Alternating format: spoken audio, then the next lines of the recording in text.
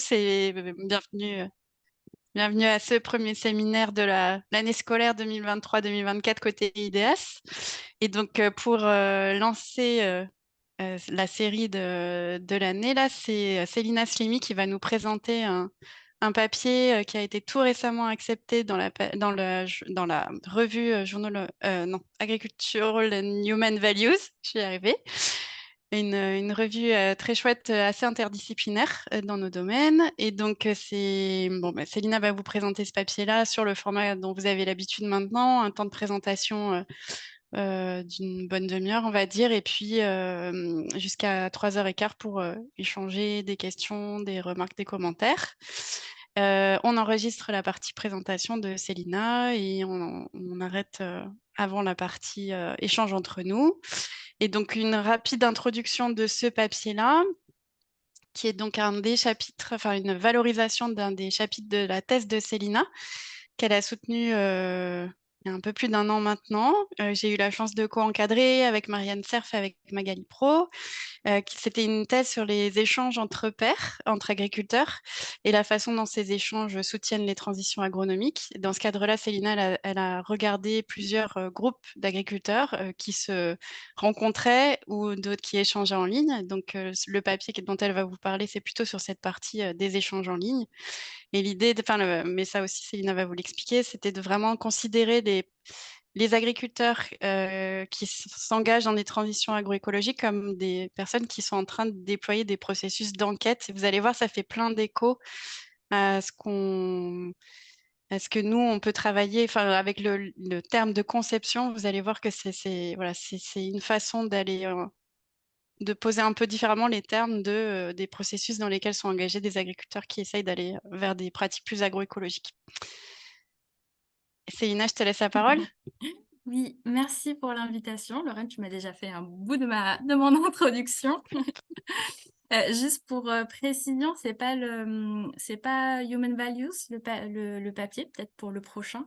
C'est Extension and Education, pour le papier, enfin le journal où ça a été publié. Voilà, donc je le mets en plein écran. Tac. Bonjour à toutes et à tous. Du coup, je vais vous parler de ce papier, le potentiel d'induction de la transition agroécologique des échanges dans une communauté numérique, le cas spécifique d'un groupe WhatsApp qui était engagé dans Ecophyto. Donc, comme Lorraine disait, on a mené ce travail pendant ma thèse avec Marianne et Magali. Donc notre travail s'inscrit, comme vous en doutez, dans le cadre des transitions agroécologiques, vues comme une transformation systémique de l'activité des agriculteurs et agricultrices, donc de leurs pratiques, de leurs normes professionnelles et de leurs valeurs. Donc ce travail, il est parti de ce constat qu'on avait fait, que le soutien des pairs est perçu comme, pour que ce soit les pouvoirs publics ou le monde de la recherche, comme une ressource importante pour accompagner les transitions agroécologiques. Et plus récemment, avec le développement des outils numériques, on voit aussi qu'on donne un rôle assez important à ces outils pour la circulation des connaissances et des informations. Mais ce qu'on constate finalement, c'est qu'il y a assez peu de travaux qui vont analyser la manière dont les échanges entre pairs produisent, ce que vont produire concrètement ces échanges dans l'activité réelle de l'agriculteur et de l'agricultrice. Et plus spécifiquement, du coup, sur les outils numériques, la manière dont ces outils numériques vont influencer les échanges entre pairs et, in fine, participer à la transformation de l'activité de l'agriculteur et de l'agricultrice. Et du coup, les problématiques de ce travail, la problématique générale du coup qui a servi de fil rouge pour mon travail de thèse, c'était surtout de comprendre ce que produit concrètement le collectif de pairs dans le cours de l'activité de l'agriculteur et de l'agricultrice. Donc vraiment comprendre comment les échanges qui sont menés dans ces collectifs vont agir, vont influencer le travail concret de l'agriculteur et de l'agricultrice sur sa ferme. Et plus spécifiquement concernant les outils numériques, c'était de comprendre comment les échanges dans les communautés numériques favorisent l'engagement dans un processus de transformation de l'activité. Et du coup, pour expliciter un peu plus cela, je reviens sur ce cas d'étude un peu spécifique, ce groupe WhatsApp. Mais avant de parler du groupe WhatsApp, En fait, avant la création du groupe WhatsApp, c'était d'abord, 16 groupes d'une quinzaine d'agriculteurs, qui avaient pris place dans une coopérative, dans le cadre du programme Ecophyto. Donc c'était des groupes d'agriculteurs qui étaient animés par des conseillers animatrices, donc qui faisaient des formations, des visites de ferme et des expérimentations.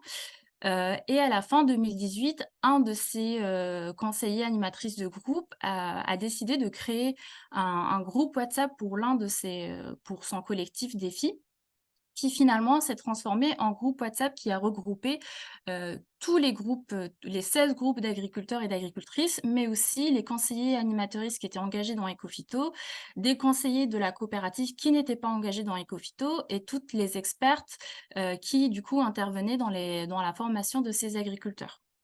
Donc au final, on avait plus d'une centaine de membres qui étaient regroupés, sur ce fil WhatsApp et qui échangeaient principalement, des photos, des vidéos avec, un bout de texte et de temps en temps, des documents. Et du coup, ce fil WhatsApp était animé, par un des animateurs du groupe des filles, le premier groupe des filles qui avait été lancé par la coopérative en 2011. L'objectif de ce groupe WhatsApp, c'est d'aider à la création de liens entre les agriculteurs, parce que la plupart des agriculteurs, se connaissaient assez peu. Ils étaient dispersés sur, 4 départements dans l'ouest de la France et aussi de partager les pratiques innovantes des agriculteurs et agricultrices du groupe, dans l'idée d'avoir une espèce de catalysation, de ces innovations. Donc pour travailler, sur ce cas d'étude, sur ce fil WhatsApp, j'ai déployé, plusieurs formes de collecte de données. Comme c'est un travail assez inductif, et qui s'est vraiment construit au fur et à mesure, de la collecte des données, des interactions avec les acteurs et du coup aussi de moi, la manière dont j'ai appréhendé mon cas théorique sur lequel je vais venir juste après. Du coup, ça a d'abord commencé par 2 entretiens exploratoires avec, l'animateur de la communauté et 2 conseillères animatrices. L'idée, c'était d'abord, du coup, de comprendre l'historique de ce fil WhatsApp. Qu'est-ce qui les a amenés, à envisager cet outil? Qu'est-ce qu'ils y trouvaient? Ensuite, un questionnaire un peu plus approfondi, qui a été envoyé au groupe WhatsApp où on a, recueilli 39 réponses. Là, l'idée, c'était un peu plus de comprendre, ce que les agriculteurs, spécialement les agriculteurs, mais aussi les autres membres, pourquoi trouvaient intéressant le fil WhatsApp, pourquoi trouvaient intéressant de participer et la manière dont ils utilisaient le fil WhatsApp.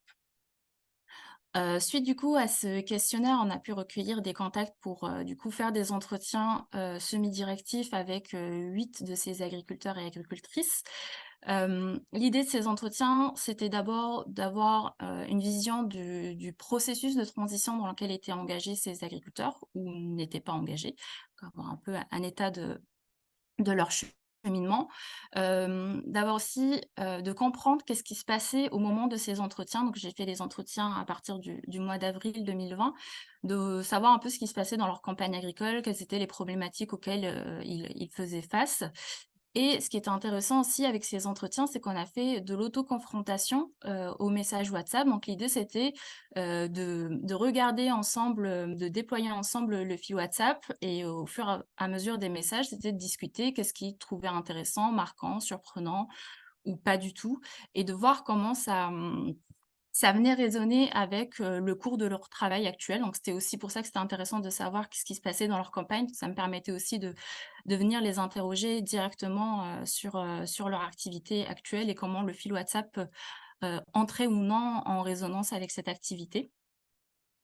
Et enfin, on s'est aussi appuyé sur les données directes du fil WhatsApp. Donc il y a énormément de messages qui sont échangés sur le fil WhatsApp. C'était impossible de tout analyser et du coup, ce qu'on a fait, c'est qu'on a sélectionné les messages qui étaient associés à 3 mots-clés, colza, tournesol et couverts végétaux. C'est des thématiques qui ressortaient, systématiquement dans les entretiens, donc ça nous a permis de pouvoir sélectionner les messages, enfin de réduire, le corpus de messages, à analyser.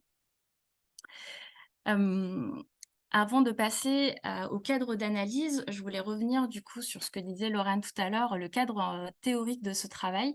Donc plus généralement, ma thèse s'est appuyée sur, la théorie de l'enquête. C'est une théorie qui a été développée par le philosophe, John Dewey. Donc l'enquête, c'est simple, enfin entre guillemets «simple». C'est un processus de construction et de transformation de l'expérience qui s'appuie sur une réflexion en action. Donc l'idée, c'est que le processus de réflexion et d'action sont pensés en même temps. Il y a pas de séparation, il y a pas de binarité entre la réflexion et l'action dans l'enquête. Et plus généralement, dans notre travail, on a voulu considérer la transition agroécologique comme un processus d'enquête à soutenir. Et du coup, ça donne aussi à voir la manière dont, heu, que représente la transition agroécologique pour nous et notamment l'idée que pour soutenir, ce processus d'enquête, il faut s'intéresser à l'enquête des agriculteurs. Donc c'est pour ça qu'on a dans un bout de ma thèse, on a essayé d'identifier le processus d'enquête des agriculteurs. Mais dans le cadre du travail plus spécifique sur, le groupe WhatsApp, ce qu'on a cherché à identifier, c'est plutôt, la manière dont donc plutôt en amont du processus d'enquête, on a essayé de comprendre comment était induite la situation indéterminée. La situation indéterminée, c'est la situation qui est du coup en amont, du processus d'enquête, qui du coup est un préalable au processus d'enquête qui va s'agir ensuite de problématiser pour retrouver une situation de travail beaucoup plus équilibrée, mise en ordre comme le dit, Dewey. Et du coup, pour expliciter un peu plus ce que c'est que l'indétermination, vu que c'est ça qu'on cherche, à identifier. Donc l'indétermination, c'est l'expérience du doute, de la dissonance, de l'incertitude, de la contradiction, de la surprise dans le cours de l'action. C'est le fruit de divergences avec la routine, ou ce qui est considéré comme vrai dans le cours du travail, ou encore du manque ou d'abondance de ressources pour gérer un nouveau phénomène, de l'échec d'adaptation des moyens de l'action, aux fins et à ses conséquences ou inversement, ou encore les conséquences d'une action qui pourrait être imprédictible. Donc l'idée de l'indétermination, c'est que c'est pas juste quelque chose qui est purement intellectuel, qui est purement dans le cerveau de l'agriculteur, mais elle se construit réellement dans l'interaction du sujet et de son environnement. Ça, c'est une idée qui est extrêmement importante de la philosophie de Dewey, c'est que le sujet, il est jamais pensé de manière, indépendante de son environnement. C'est vraiment quelque chose qui va avancer ensemble, et notamment dans l'idée, que développe Dewey, qui est une activité d'évaluation. C'est-à-dire qu'on va aussi s'intéresser, à ce que l'individu, tient pour important, à ce qu'il désire, à ce dont il a peur. Cette activité d'évaluation, c'est celle qui va aussi nous renseigner sur la relation que l'individu entretient avec son environnement. Et du coup, l'idée de ce travail, c'est vraiment d'aller explorer les moteurs d'induction de l'indétermination, dans l'idée que si on arrive à induire une indétermination, bah, potentiellement, on peut, aller vers, un processus d'enquête et donc du coup, accompagner un processus d'enquête. Donc c'est vraiment la phase préliminaire à toute transformation, à tout changement, dans l'activité de l'agriculteur ou de l'agricultrice. Du coup, la manière dont ça s'est, traduit dans mon travail, je me suis inspirée, du cadre d'Auteur et Farias qui ont essayé de comprendre, d'identifier des moteurs d'induction de l'indétermination, mais plutôt en s'appuyant sur des objets, culturels ou architectural. Et du coup, moi, avec du coup, plutôt un travail inductif et d'aller-retour entre le cadre d'analyse et mes données, j'ai construit ce cadre d'analyse, pour réfléchir au moteur d'induction de la détermination. Donc le premier axe de travail, c'est la configuration du fil WhatsApp pour abriter de nouvelles idées. Donc c'est vraiment l'idée du cadre du cadre de configuration du fil WhatsApp, qui est en lien, soit avec les caractéristiques de l'environnement social, donc la composition du groupe, les relations entre les membres, ou les caractéristiques de l'usage du fil WhatsApp, donc ses fonctionnalités, la manière dont les membres l'utilisent. Le deuxième axe d'analyse, c'est le partage de nouveaux objets. Donc, c'est l'idée d'analyser les objets et la description qui leur est associée pour comprendre le sens et l'appréciation dont ils sont chargés, la diversité des paramètres aussi auxquels, ils peuvent être, associés dans le flux WhatsApp.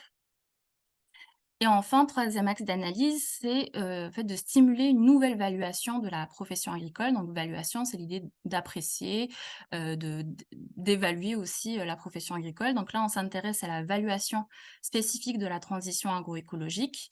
Donc c'est l'idée de voir comment sont valués des objets spécifiques à la transition agroécologique, l'appréciation aussi collective qui est donnée de la profession agricole ou des critères d'évaluation en lien avec la transition agroécologique. Donc les résultats, du coup, s'axent en 3 points. Donc les moteurs pour soutenir l'induction de la transition agroécologique et du coup, ce qu'on entend par l'induction de l'indétermination. Donc c'est la configuration du fil WhatsApp pour abriter des nouvelles idées, le partage de nouveaux objets agronomiques et l'initiation, à de nouvelles valuations de la profession agricole. Donc le premier point, le potentiel d'induction de l'indétermination par la configuration du fil est soutenu autant par des composantes sociales, donc l'ouverture de l'environnement social, et des composantes fonctionnelles par le partage instantané de contenu visuel. Donc le premier point, l'ouverture de l'environnement social, c'est l'idée que le groupe WhatsApp, finalement, il crée un espace de rencontre des agriculteurs entre eux, avec différents profils, différents rapports au changement, différents intérêts et expérimentations. Et ce qui permet d'aider à identifier des personnes qui seraient pertinentes dans le fil WhatsApp, mais du coup dans l'idée de les rencontrer dans d'autres espaces, mais aussi d'identifier des sujets d'intérêt, comme c'est le cas dans la verbatim, où des agriculteurs ont vu sur le groupe, d'autres pairs qui partageaient, leurs expérimentations autour des plantes bio-indicatrices et du coup, le groupe a demandé aux conseillers animateurs de mettre en place, une formation sur les plantes bio-indicatrices. Le deuxième point aussi de cette configuration, c'est que le fil WhatsApp permet de construire du lien dans un écosystème d'accompagnement où l'agriculteur, l'animateur, le conseiller, l'experte sont engagés dans le défi du changement et mesurent les conséquences. Donc c'est vraiment l'idée de créer du lien, en dans tout cet espace et notamment le fait que, l'agriculteur et le conseiller, quand ils du coup, ils vont se retrouver, sur la ferme pour un conseil individuel, ben, vont pouvoir ressortir des éléments qu'ils ont vus sur le fil WhatsApp, qu'ils ont vus sur la formation et du coup, on a une espèce de continuité des échanges qui ne s'arrête pas, seulement au moment de la formation ou au moment du fil WhatsApp, mais, il y a plusieurs espaces où, qui vont maintenir en haleine, les agriculteurs et les conseillers dans cette dynamique, du changement. Le deuxième élément, le partage instantané de contenu visuel. Là, l'idée, c'est vraiment de mobiliser le regard de l'agriculteur sur ses champs, que ce soit la couleur des cultures, du sol, la présence de maladies et cetera, qui va permettre de mettre l'agriculteur et l'agricultrice dans une posture où sa propre situation reste à qualifier. Comme on le voit dans la verbatim, on observe ce qui se passe sur la photo, on décrit ce qui se passe sur la photo et ensuite on voit quelles sont les caractéristiques qu'on retrouve sur sa propre ferme, sur son propre sol et cetera. Et ce qui est intéressant, par rapport à ça, c'est aussi le rôle de l'animateur dans l'alimentation du groupe WhatsApp avec de nouveaux contenus. Ce qu'on a vu avec notre groupe WhatsApp, c'est que l'animateur, régulièrement, il contactait certains agriculteurs individuellement pour leur demander de partager, des photos ou des vidéos de telles pratiques, de leurs tests bêches et cetera, pour pouvoir, remettre un peu de la dynamique dans le groupe WhatsApp. Donc lui aussi, il participe, à configurer ce groupe WhatsApp en y amenant du nouveau contenu, mais aussi en créant un cadre pour les échanges sans jugement, avec bienveillance. Donc de temps en temps, quand il voit que, les échanges, par exemple, partent sur des sujets politiques ou polémiques, va venir les recadrer, va rappeler, l'objectif, du groupe et cetera. 2e axe, le partage de nouveaux objets agronomiques. Donc là, c'est vraiment l'idée de partager du contenu relatif à des objets innovants, voire transgressifs, donc en lien avec des expérimentations, ou partage de nouvelles significations. Donc le premier point, le partage d'objets innovants, voire transgressifs, c'est l'idée de montrer, via le fil WhatsApp, la variabilité des opérations, des modalités spatio-temporelles, des contextes de culture, pour voir, les différentes manières de conduire, une culture. C'est notamment le cas du colza associé et du coup, là, ça vient amener une perturbation dans ce que je disais tout à l'heure, de l'interaction entre, l'individu et son environnement où par rapport à la façon dont il a toujours, qu'il a eu de faire du colza, bah, là, ça vient introduire plein de nouveaux paramètres pour envisager une conduite du colza, qui soit différente et du coup, ne serait-ce même s'il ne le met pas en place, ça vient déjà perturber une certaine manière de se représenter, son environnement. Deuxième élément, c'est que ça vient susciter de l'intérêt pour l'expérimentation de nouvelles pratiques. C'est le cas, par exemple, du contenu qui est partagé autour de l'expérimentation du tournesol associé. Et le fait de partager cela, ça vient aussi perturber des règles établies, qui offrent de nouveaux paramètres à explorer. Du coup, ça fait naître aussi cette idée que les pratiques, en fait, ça se met pas juste en place. On peut, prendre le temps d'expérimenter, d'aller pas à pas, de questionner certains paramètres qu'on prenait pour vrais, qu'on prenait pour inchangés. Voilà. Et le deuxième angle, c'est les nouvelles significations. Donc là, l'idée, c'est de montrer que certains objets bien connus, de la communauté agricole comme, les couverts végétaux qui peuvent perçus comme plutôt négatifs, qui peuvent être rejetés par certains agriculteurs, peuvent avoir une toute autre signification et peuvent être chargés, et appréciés différemment.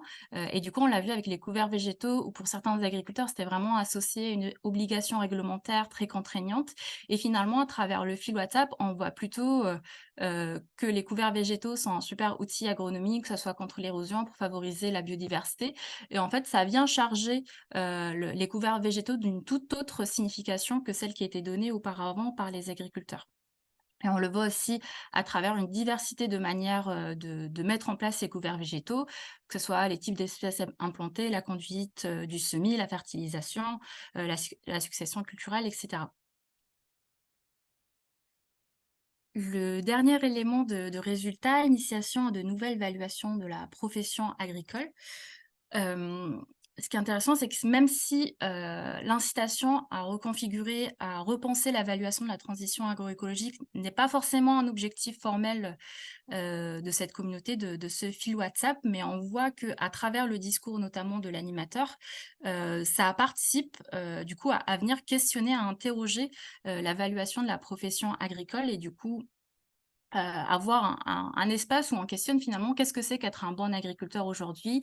Qu'est-ce que c'est que, voilà, une bonne ou mauvaise agriculture et cetera.